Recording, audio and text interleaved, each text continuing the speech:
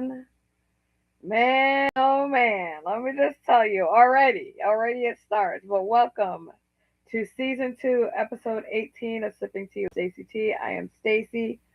Welcome, welcome, welcome. Y'all, I hope everybody's having a great day. I hope everybody's doing well. I hope everybody's blessed. This thing would not start at all. It would not start. It literally did not even have a start button. I've done it the same way every week, and the last 2 weeks have given me an issue. So, needless to say, there's a little bit going on behind the scenes, a little technical difficulties, a little bit of stress. But you know what? I'm here. I'm here, and you're here, and I appreciate you being here. Hopefully, everybody had a good week. Hopefully, you're enjoying the weather. I don't know if it's getting to be spring weather where you are. Um, I don't know what the weather's doing today, to be honest with you. I think that it's supposed to be cool. I know tomorrow's supposed to be rainy, maybe in the late afternoon. So, in any event, people gearing up for Mother's Day. For those of you who are mothers that are watching this now or will be watching this later, happy Mother's Day. Know that your job, your work, your commitment to being a good, present, loving, capable, building, encouraging mother is not gone without notice. And even though it may not always be shared, know that your impact has lasting effects. So, a very powerful job to be a mother, a very important job to be a mother. And so I cannot applaud mothers enough, whether you're an auntie, a grandma, a mom, um, anybody who stepped into that, any woman who stepped into that mom role, know that you're appreciated. So today, what are we going to be talking about? Today, we're going to be talking about a subject that actually it was something that I had been thinking about yesterday. And then it was a subject that when I woke up this morning and I was like, okay, God, is this what I'm going to be talking about? It became like a more formalized thought in my brain. So today we're going to be talking about a subject called Mosaic. Obviously, well, if you don't know, I don't want to assume, but a mosaic is art, typically glass, but can be considered different mediums of art as well. But it is basically kind of like an abstract. It is created out of what people would consider damaged or broken or what have you. So we're going to talk a little bit about that. Before we get started, your girl is nursing a bit of a toothache. So I looked up and they said anything that is hot is not a good idea. So we're having a cold drink today. So keep me in your prayers. It's not fun, but it is what it is, and we're gonna persevere on, right? So let me pour that. All right. Open this up. Also trying not to break my nails, y'all. It's a struggle sometimes to open a can because I open it. I try to use one nail that I know is strong to not damage the other ones. How is the weather where you are? All right, pouring that in here. All right. How is the weather where you are? All right. I don't really need to, test this one or anything like that because I obviously know what what it tastes like. It's not a new one. It is. Oh, I should have still pointed it out because maybe somebody that's gonna watch this later has not had this Arizona iced tea, lemon flavor. This is like they have a ton of different flavors. They have raspberry. They have the lemon. They have like uh, I noticed that they also have like one that's a mixed tea, iced tea lemonade, which I guess is what this one is as well. Then they have like, they go off and they have mucho mango and other sorted drink options. So, but this one is the one, the tried and true, the lemon flavor. People put when I think most times when people get iced tea that I've seen, they like to put lemon in it anyway. So it's doing that. It's giving that type of energy. Y'all, so this week, just to catch you guys up a little bit, I have been still writing my play. I've written a couple more scenes, very excited about it. The fun part has been really doing a lot of the background work and connecting the story behind the scenes. Um, so, trying to create little moments between the characters, create the character's backstory a little bit as it might relate to, the rest of the story. I've kind of solidified who I want to be the villain, if you will, in the story, which I don't think is going to be the person that people are anticipating. So I think that that's fun always. Um, what else? Yeah, I mean, I think that it's coming along really well, and I'm very happy about it. I think I told you last week, or I'm not sure if I told you last week, that I also had a conversation with somebody who is already thinking about the music, and so that's very exciting. We share this day with godmothers. Well, that is good to know. That is good to know. It's 68 degrees there. Okay, that's not bad. See, I'm the type of person I'm like, oh, that's perfect weather. I know some people like it in the 70s, and I don't mind it in the 70s. But once it goes past 80, 85, I'm like, oh. And then when it's in the 90s, I'm miserable, y'all. I am absolutely miserable. I'm not going to lie to y'all. It's actually funny because oftentimes going away on vacation in like July and like pouring sweat wherever I am, I'm like, this is not ideal. This is not ideal. Um, so there's that piece that, like I said, and I appreciate you saying you share the day with godmothers. Um, but the play is coming together in a way that has really been very helpful for me. I feel like it's really increased my mental health. It's increased like my energy a bit as well. So that's always good. That's always a positive. I've also had a really full week of, um, you know, of really communicating with people that are going through a lot. So yesterday I was able to do a praise and prayer live on TikTok, and that was really a good situation. That was a very good situation. I got to pray with some people that are going through a variety of different things, but also, I had some people come in and speak to me as well. And I think sometimes when you're in a situation where you're trying to be obedient to what God is telling you, and you're doing that, but it doesn't make the load that you might be going through lesser. It just makes you not focus on that. It makes you not center that in the time when you're supposed to be doing what God has asked you to do. But again, sometimes it's heavy. Sometimes what you're going through is a lot, and oftentimes when people are going through things, they don't share it. And I've talked about how my healing journey started because I've managed some things that I just have not shared. Not potentially because I don't think that I'm above sharing what's going on with me. I feel like sometimes people don't want to stress people out, or there is sometimes you just don't feel like, if I bring it up, there's nothing anybody can do about the situation. Then there's other times, when people might be managing things and they don't share because they're like, people don't care, so what am I going to tell my business for, right? So there's always lots of reasons why people may not share, or they may share some things and not other things. And that's also a part of wisdom. You should not share all of your intimate details of what's going on in your head and heart with everyone, because some people may be praying for you, PRAY. People may be praying on you, PREY. And so there is a level of discernment that you don't want to pray that God delivers you into and kind of walks you towards. So that's an important thing. All right, y'all. I'm going to take a little sip and then we're going to get into this subject. And obviously, I want to let you guys know that if you have specific subjects that are coming to your head and heart that you do want me to cover, do let me know that. I also feel like, and I may have mentioned this, the subjects that God gave me last year, and He gave me lots and lots of different subjects. Some to me, some through my mom, some through I think my sister.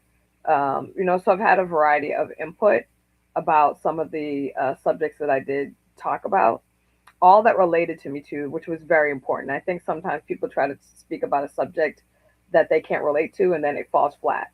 My whole point is not just talking to you and talking your ear off for nearly an hour. It's really making sure that I can relate to something that God has had me, go through, that God has sat in my spirit, that relates to me in a way that it is helpful for you to see how I've navigated through it or how I'm navigating in it. Because Not everything on my healing journey I'm through. There's parts of your healing journey that you're sitting in. And so that may also be the case. So there's that. Um, so if you do have a subject that you're like, Stacey, I really would love it if you could talk about this, or Stacey, this is something that I'm going through. Have you navigated, that thing?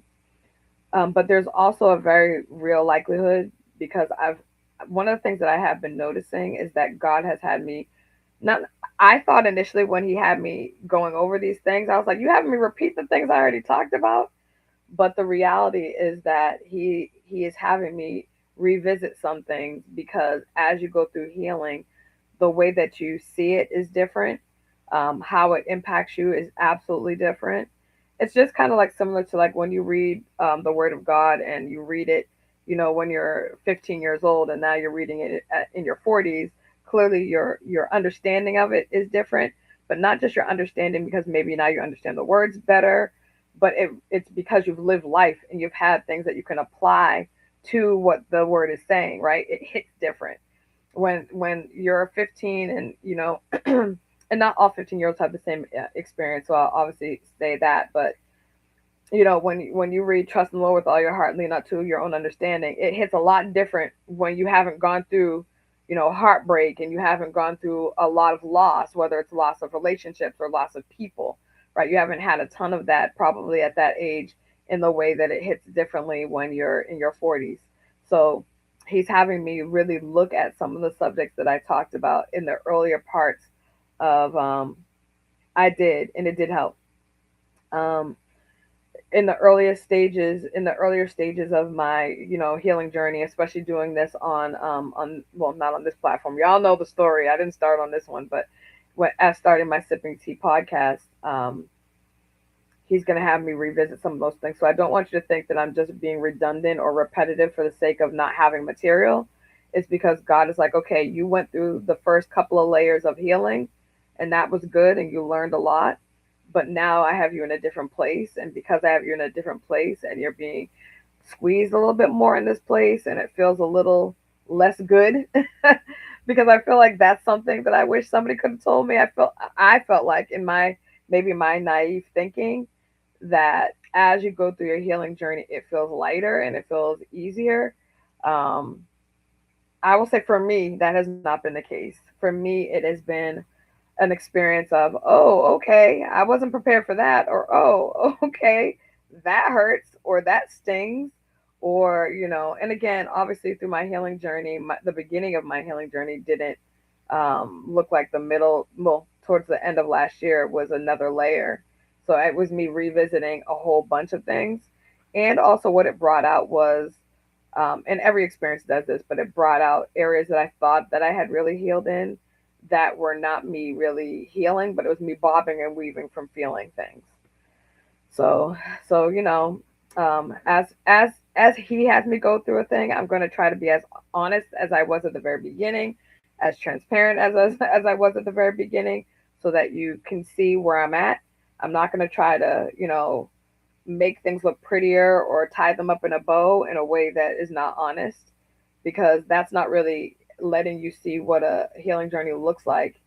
What that is giving you a plug for a play, like, here, this is what it could look like if you do X, Y, and Z.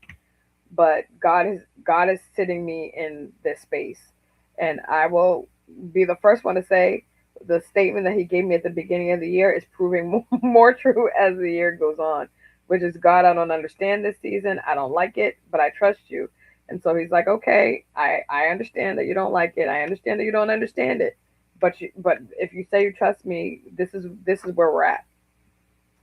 And trust is only navigated through experience, right? The trial of your faith work is patience. So you have to be tried. That's what it is. So the trying of your faith it work is patience, but that's the whole process is trusting God. Faith is trusting God when you can't see, right? So that's where that I just wanted you to be aware of that. If you see like repeated titles or some like derivative of a title that I've used before. But let's get to Mosaic. Mosaic, I'm an art lover. I like things creative.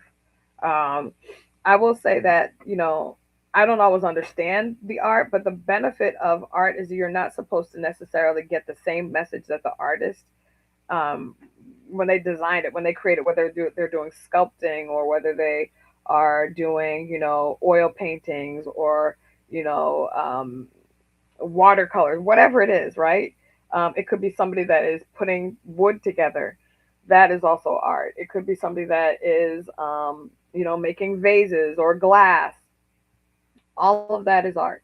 Singing, there's a lot of different mediums of art. The person who's creating it creates it from a space of, through their lens, through their experience, through a space of what they've been going through. That's why oftentimes when you hear a song, you might automatically have an emotion, right? And you're like, what is this? Like, why am I feeling like this? Why am I feeling like this? Why am I feeling, you know, really sad when I'm listening to this song? There are certain songs, especially like if you hear it and you have had a similar experience, automatically you go back in your mind. It rewinds you to a time when. And so there's that power of art. Now, I just want to also explain that sometimes there's art that is a little bit beyond my comprehension, right? So that's when you're getting into a lot of the modern art, where people are like splashing things against the canvas, or they're using trash as art, or again, it is subjective. It is absolutely to the discretion of the artist, but that doesn't mean that I'm going to get where that person was coming from. But what I can do is I can look at it from my lens and then have the experience that I'm supposed to have. And I will tell you that any creative person, that's what they want. When I write a play, I have an intention in my mind, and I'm hoping that I can bring you through the journey of that. I'm hoping that I can, have you experience some of the emotions that I have kind of mapped out in my brain.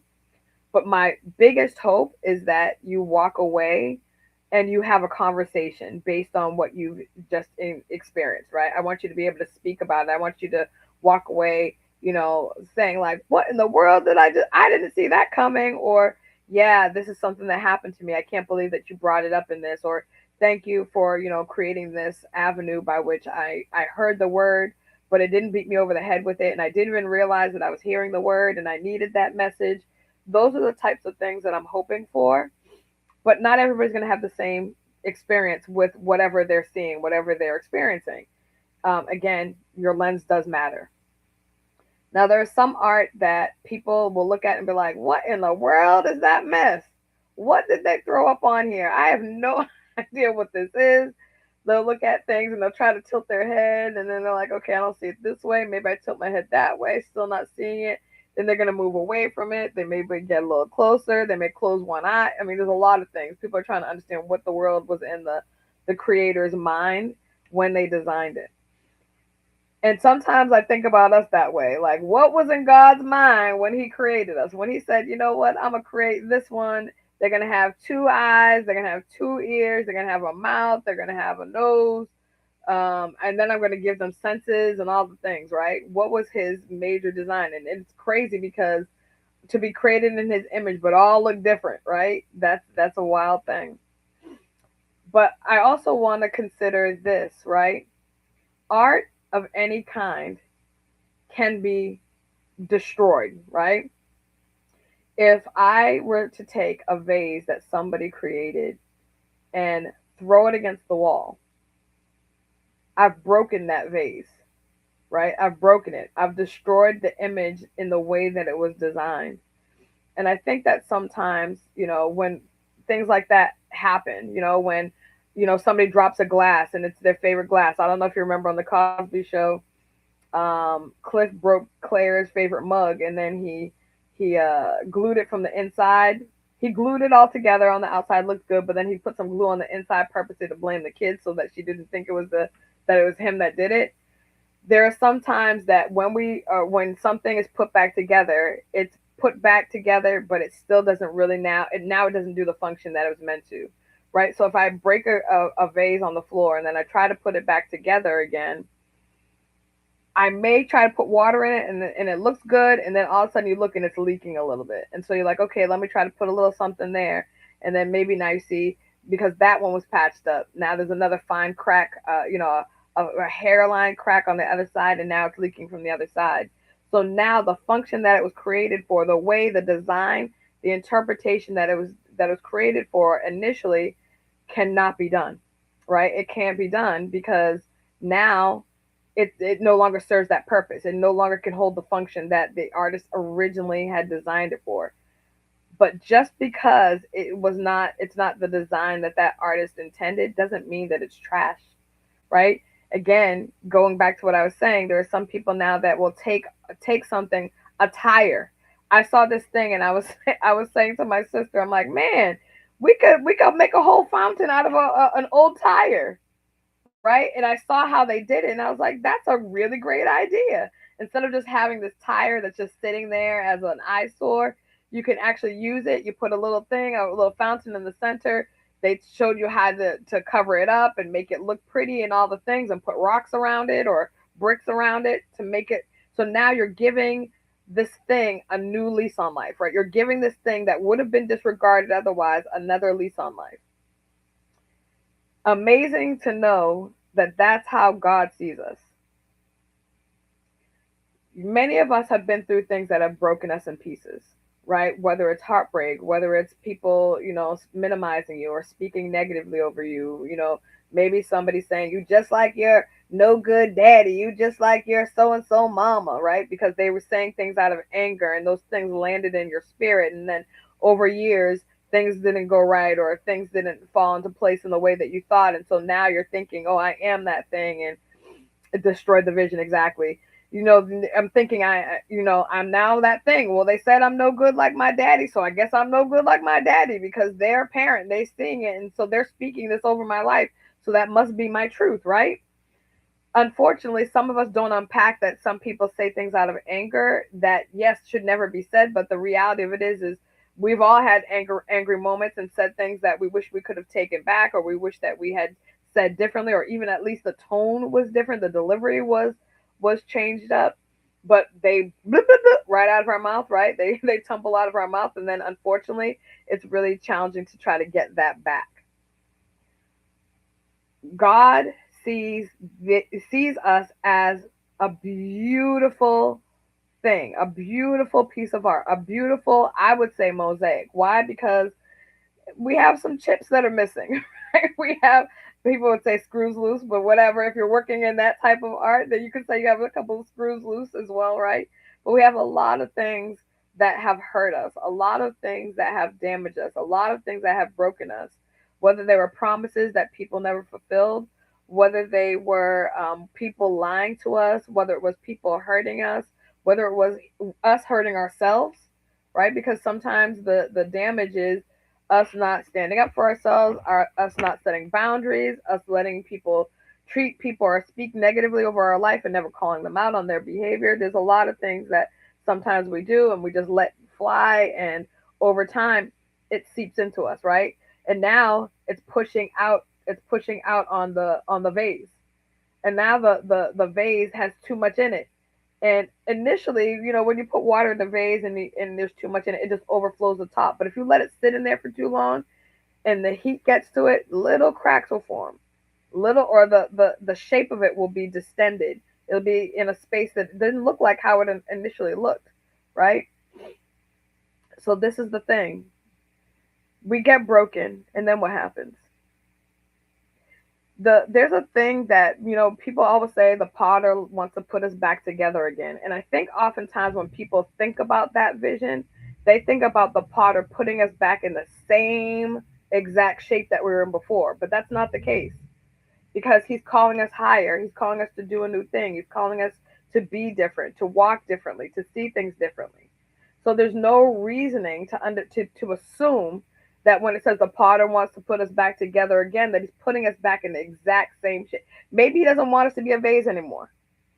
Maybe he wants us to be a plate. Maybe he wants us to be a car. Maybe he's like, I'm going to take something that wouldn't even make sense in this context at all, and I'm going to make them this thing. But in our mind, we're like, God, I just want you to make me feel like I used to feel. I just want to feel. I want to, feel good about myself the way that I used to, or that. But sometimes it's the way you never were, right? So what he's doing when he's putting you back together again, he's putting you back together again in the way that you need to be in this season. He and it says he God makes all things new. He's the same yesterday and today and forevermore. But if it says you make all things new, you make all things new, and I will follow you forward, right? You're not new. You're staying the same. No, he makes all things new. So we have to be understanding that yes, that person broke you. They broke your heart. They broke your spirit. They made you really doubt yourself. They made you doubt if you were the head, not that you were the tail, not the head. They made you feel like you were not you were beneath and not above.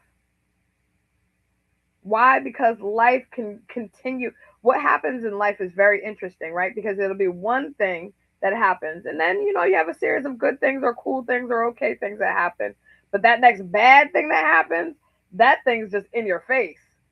And this is goes back to that conversation that I had with you all months and months and months ago. I mean, almost probably a full year ago, and I said to you, tell me about the first negative thing that somebody has said to you, and you probably remember it really clearly. And then I said, now I want you to think about the first positive thing that somebody said for you. And people are like, it might have been XYZ. It may have been, maybe somebody said that I looked cute that day, or maybe somebody said they liked my hair, or maybe they said, oh, you have such cute cheeks, or it may have been all, but you remember definitively, for most people, definitively that first thing that somebody said to you that really hurt you, that stung, that broke your spirit, that made you look at yourself differently, that made you envision your potential differently. What is even possible for me in the future? So, based on that, they're putting little cracks in your picture. They're putting little cracks in the vase, even then, taking little divots. And then over time, then you had that next person that said, "Oh, you're so stupid," and another little crack with another little thing, not a big hammer, just a little right.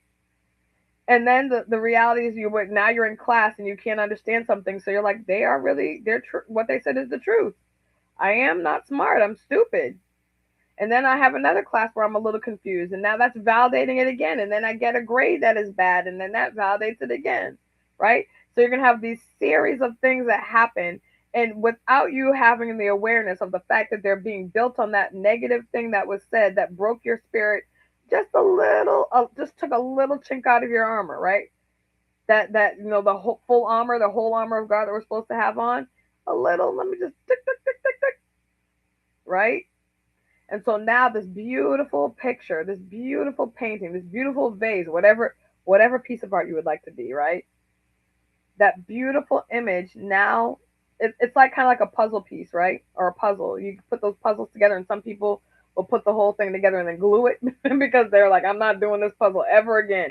It was a 7,000 piece puzzle. I'm not touching this sucker again. Once it's done one time, it is done that one time, and that is it, right? So now imagine, and I don't know if you've ever seen, I can't, the movie The Accountant, and there was this young gentleman that had a form of, I believe it was a form of autism, and he had some other diagnoses. But one of the things for him is he had to finish something, had to finish it, and if he didn't, the stimming, like the rocking himself, he had like a saying that he would say over and over again because he would get his anxiety would raise. And in one of the scenes, he had this whole puzzle put together, and he was missing one piece, and he was looking everywhere, and he was really getting riled up because he couldn't finish it. And this other little girl saw the piece on the floor and handed it to him, and he immediately started to calm down because he realized that he could finish what he started. He could put the puzzle back together again. And that's what God does for us. There's something missing. There's a piece of the puzzle missing in how we see ourselves and how we live our lives and the way that we are walking towards purpose and the ways that we are, feeling complete or whole or happy or experience joy or any of those things. There's this little thing that's missing.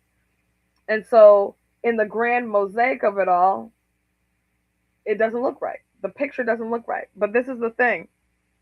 God could scramble up all those pieces Make sure that it's still in a rectangle. And to us, we'd be like, those pieces don't match like that. I just was trying to put those things together and there was a piece missing.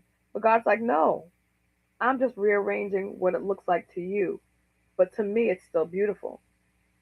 To me, it's still Stacy. To me, it's still Tiffany. To me, it's still Cheryl. To me, it's still the way that I knew that it would be. It's how I've ordained it to be because the version of you that was then was never supposed to be the one that held the purpose for the future. It was never supposed to be the one that I had talking to groups of people. It was never supposed to be the one that I had preaching my word or discipling or evangelizing or teaching or prophesying. It was never supposed to be that same version. But some of us will try to hold on and do everything that we can to hold on to a picture that God has already moved past. He's like, you're a beautiful mosaic, but you want to be a color by number. And I have you being a beautiful glass mosaic that kind of like, when you see the what is it called? The stained glass. He's like, I see you like that. Sometimes the stained glass makes zero sense, right? You're like, why in the world did they put those colors together? But when the light streams through that, it is beautiful.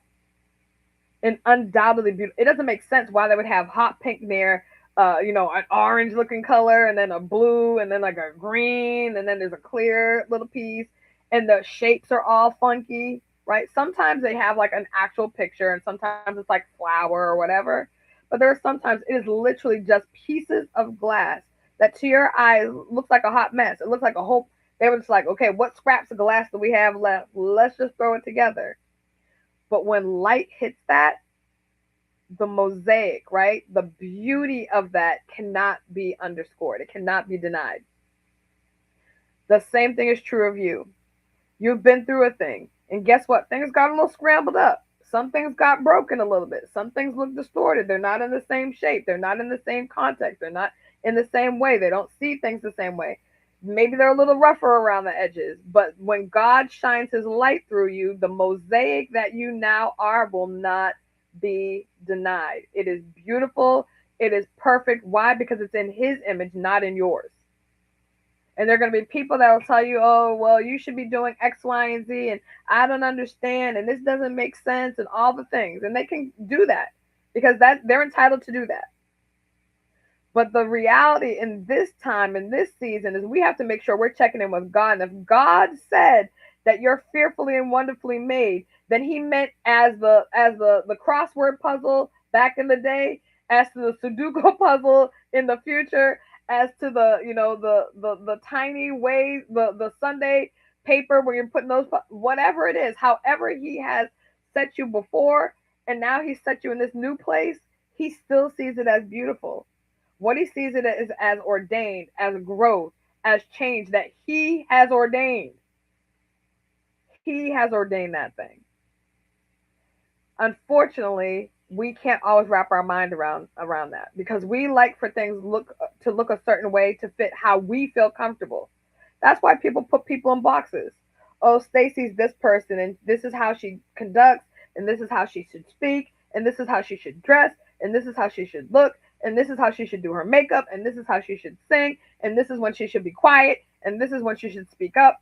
Ma'am and sir, you want to take over God's job because he ain't told me all that stuff, but you have a lot of instructions. You have a lot of instructions to not be the creator of me, to not be the person who looked into eternity and saw me and said, this is the one I'm choosing to do this work. Right? So it's important that you start to see yourself as, yes, imperfectly perfect. Because there's no such thing as perfection. Stop trying to look for it. If you are, you're going to drive yourself batty. It does not exist. But there is beauty in you. People say, what, beauty for ashes, right? Beauty for the things that you've been through. Beauty for the things that you've navigated. Beauty for the things that you've overcome. Beauty for the things that you've survived. In the space that you now are an overcomer, there's beauty in that. It's not going to look like what you experienced when you were a kid. It shouldn't. It should not look like that. Because we are living art. We're not the Mona Lisa. And by the way, the hype is really hype. I'm just going to tell y'all. If you want to go see it in person, do your thing. Go to the Louvre. It's there. But I was highly mad. I was highly ticked off that it was one, as small as it was, and two, I was like, all right, well, there it is. But we are living art. Living art. A consistent mosaic. And the funny thing is, when as he continues to work on us and work with us and work through us, he's going to rearrange the things. But the thing that's going to be consistent, if you continue to trust on him, you're going to always be like that stained glass window where the light pours through you and it's not going to be denied. People are going to see the light. They're going to be attracted to that light. They may not understand it. Some people may even be mad that you have. Why did she get to have the hot pink? I wanted the hot pink. And God's like, because she can handle that and you can't. Everybody, this is the thing that makes God so amazing. It goes back to him creating each and every one of us in his image, but all of us looking differently. I mean, every once in a while you see somebody that looks really like you, right? But more often than not, that everybody looks differently, has a different look to them. And yet and still, each a piece of living art, each a mosaic unto ourselves, all scrambled, but all imperfectly perfect. So that is what God told me to share with you all. I'm not going to prolong that. I hope that that lands in your spirit, because when it landed for me, it was a necessary thing for me to hear. It was a very necessary thing for me to hear. I think life, as people say, life, right? And as it does, it can really be discouraging. It can really be unsettling. It can really make you feel some type of way about yourself. It can really put you in a place where, you know, all you can see is the defects. But God sees those and still chose you. He's like, Stacy, man, that one right there. But I'm still choosing her. He saw the people who were the know-it-alls. He chose them. The people that are super judgmental, the first thing in their head is a judgment. He chose them. Right? All of us are on mosaic.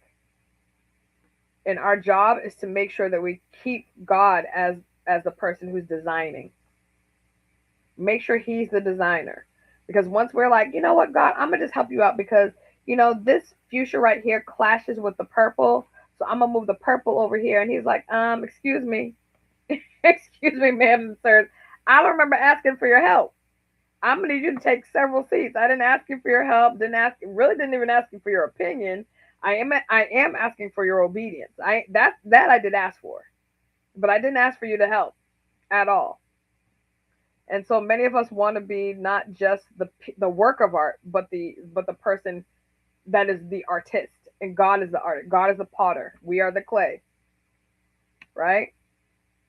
And we say, "Mold me and make me after Thy will." Well, is that how you really feel? These are things that we have to, think about. Is that how you really feel? Or you're like, okay, God, I know you're busy, so I'm gonna just help you out. I'm gonna just, I'm gonna do a little bit of molding over here. I'm gonna do a little drawing over here. Go ahead and do your big one over there. I know you're stopping wars and rumors of wars and all the things, so I'm gonna just handle this over here. And he's like, no, but the funny thing is, I can do all the things at the same time, so I'm cool. I still don't need your help. I'm still all set. So I just wanted you to recognize that it is challenging to sometimes see the beauty in us, because life doesn't always want that to be the case. Life and people in our lives don't always, make sure that you feel cared for, seen, beautiful, appreciated, like you glow, like you have light, all the things. But God does. And He is the artist. So, because He's not a liar, what they said is not the truth. That doesn't mean that there, as you're being built, as the artwork is being constructed, that people aren't going to tilt their heads because they don't quite see it.